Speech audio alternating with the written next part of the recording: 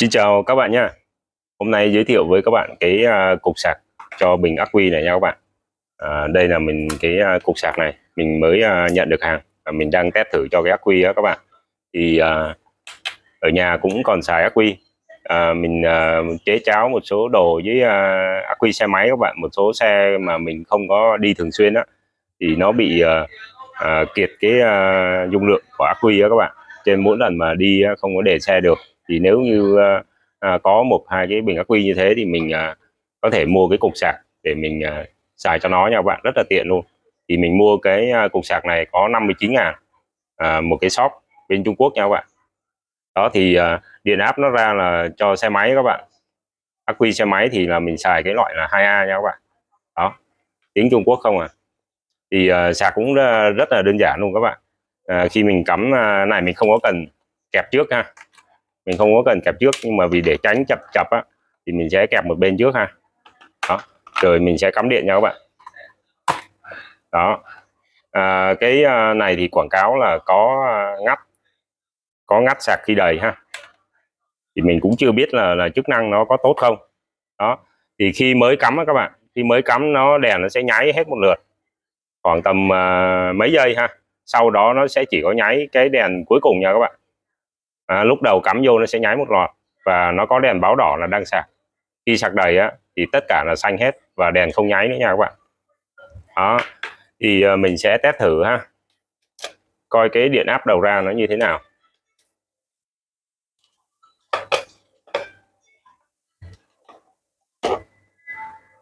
Ở đây á, thì mình sẽ test cái điện áp của nó trước nha các bạn. Hiện tại này, hiện tại là nó cấp ra một cái nguồn là 14.2. Đó, đấy là khi đang cắm vô bình ha. Bình của mình thì bây giờ là bình của mình thì 12, coi như là 12.8 đi ha, gần đầy nha các bạn. Khi mà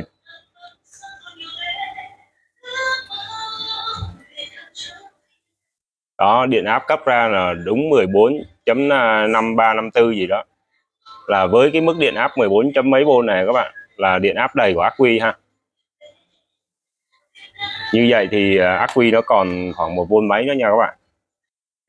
Sau khi mà xài được khoảng tầm hơn 1 tiếng rồi nha các bạn, thì mình thấy là cái cục sạc này nó gọi là hơi ấm ấm thôi nha các bạn, không có dấu hiệu gì mà phải nóng dữ quá ha.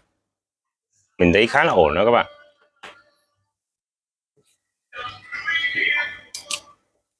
Nếu như mà nhà mình á các bạn có cái đồ có ắc quy nè, các bạn cần xài cái này thì mình thấy khá hợp lý nha các bạn.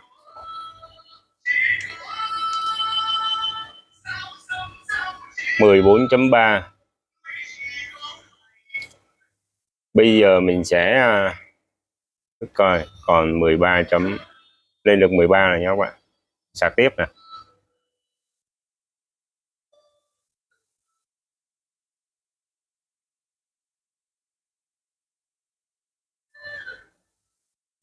Nói chung cái cục này các bạn, công suất nó chỉ có 12 nhân cho 2 là 24W nha các bạn, thì cũng khá là yếu. Thì với một cái bình ắc quy mà 12V 5A các bạn, thì sạc cũng phải tầm 3-4 tiếng các bạn mới đầy được ha. Thì các bạn căn, thì mặc dù là nó ghi là có tự ngắt, nhưng mà mình nghĩ á, là nó cũng không có tự ngắt hoàn toàn. Thì để mình sẽ sạc cho đầy rồi mình sẽ bung ra nha các bạn, coi thời gian sạc bao lâu và mình sẽ bung cái nội thất cho các bạn xem luôn ha.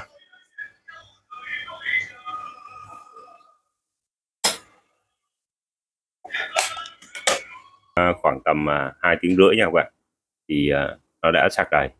Đó, nó sạc đầy và cái đèn này ha, nó không còn nháy nữa nha các bạn. Thì mình đo cái điện áp ra, mình đo cái điện áp bây giờ này là 14.45 nha các bạn. Đây, các bạn thấy này.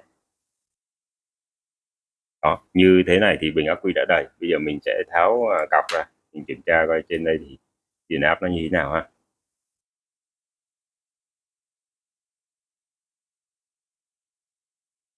Nó còn 13.04. Cục sạc thì không có nóng mấy nha các bạn. Đó các bạn, khi mà đèn sạc ha, nó đã lên cái phần trăm này, 100% nó đã xanh, nó không có nháy nữa các bạn, là nó đầy ha. Đó, và theo cái nhà sản xuất thì nói là cái cục sạc này nó tự ngắt. Đó, thì mình thấy là cái ắc quy hoàn toàn không có nóng gì hết nha các bạn, thấy rất là ổn. Giờ mình sẽ tháo, mình kiểm tra cái phần nội thất của nó xem như thế nào các bạn ha.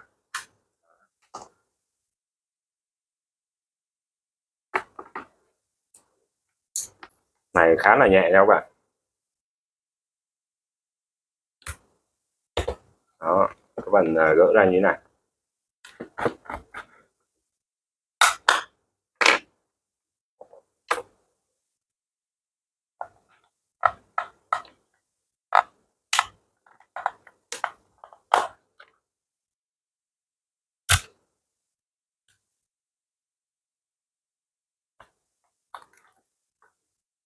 Ở đây nó có con ốc nó đây nha các bạn, mình thấy cứng cứng này, ghi con ốc này. Đó, cái này nữa ha.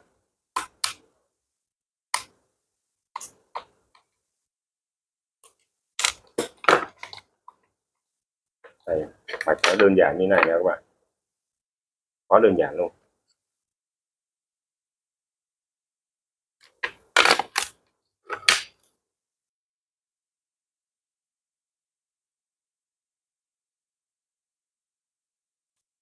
Đó, nội thất nó quá đơn giản luôn. Thì nói chung mình thấy á, nếu mà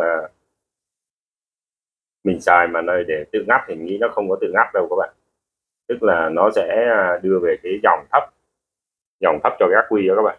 Thì sạc thì cũng được các bạn ha.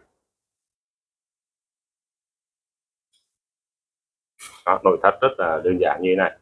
Đó, thì mình thấy nếu mà sạc cho cái ắc quy này thì cũng khá là tiện.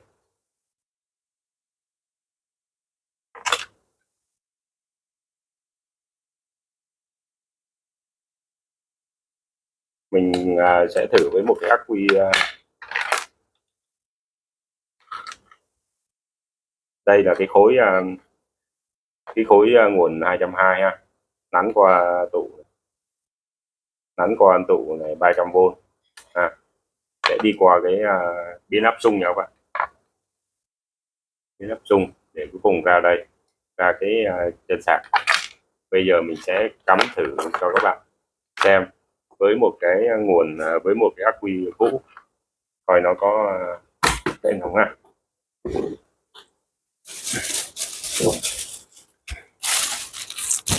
Đây mình có cái ắc quy 12V luôn này các bạn. Thì cái ắc quy này á, nó bị cái ắc quy này là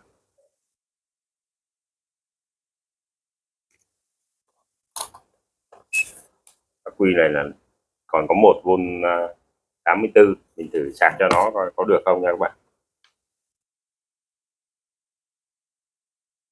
Các bạn để ý cái đèn ha, đây là cọc âm này, đây là cọc dương này, thì nó không có nhận nữa nha các bạn, nó không có suốt điện cho mình. Bây giờ mình sẽ đo cái nguồn ra ở đây như thế nào.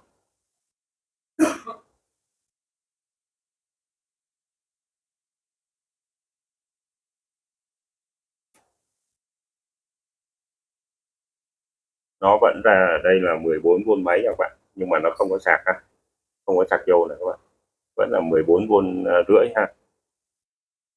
Nhưng mà cái đèn dưới này là nó không có báo. Rồi mình cắm vô chút xíu mình kiểm tra lại cái ắc quy này ha.